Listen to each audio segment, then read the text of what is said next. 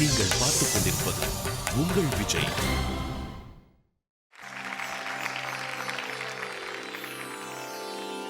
ஒரு நாள் போதுமா, இன்றொரு நாள் போதுமா, நான் பாட இன்றொரு நாள் போதுமா, ராகமாய் கீதமாய் அதை நான் பாட இன்றொரு நாள் போதுமா, புது ராகமாய் சங்கீதமாய் அதை நான் பாட இன்றொரு நாள் போதுமா.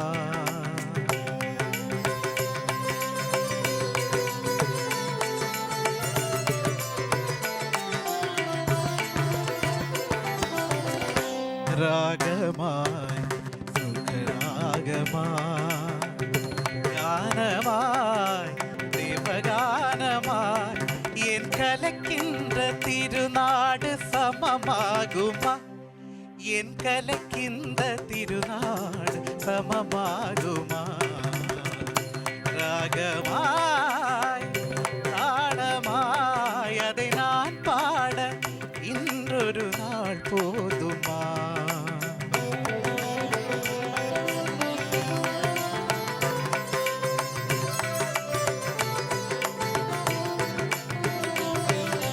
குழலென்றும் யாழென்றும் சிலர் கூறுவார், என் குரல் கேட்ட பின்னாலே அவர் மாறுவார். குழலென்றும் யாரென்றும் சிலர் கூறுவார், என் குரல் கேட்ட பின்னாலே அவர் மாறுவார். அழியாத கலை என்று என்னை பாடுவார்,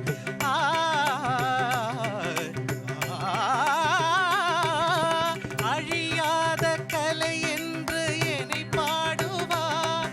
என்னை அறியாமல் எதிர்ப்போர்கள் எழுந்தோடுவார், என்னை அறியாமல் எதிர்ப்போர்கள் எழுந்தோடுவார். ராகமாய் தாளமாய் அதை நான் பாட இன்றொரு நாள் போதுமா.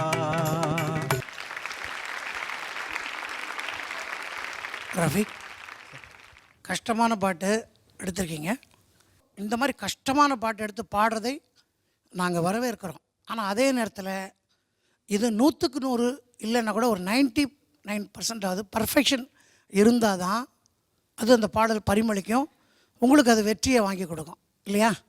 அப்போ இதுக்கு நீங்கள் இன்னும் மெனக்கெடணும். சுகராகமா சங்கீதமா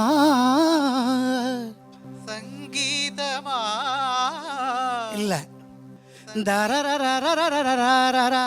சங்கீதமா,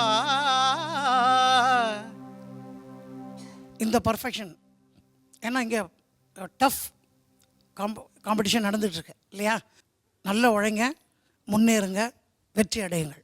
வாழ்த்துக்கள். Thank you sir.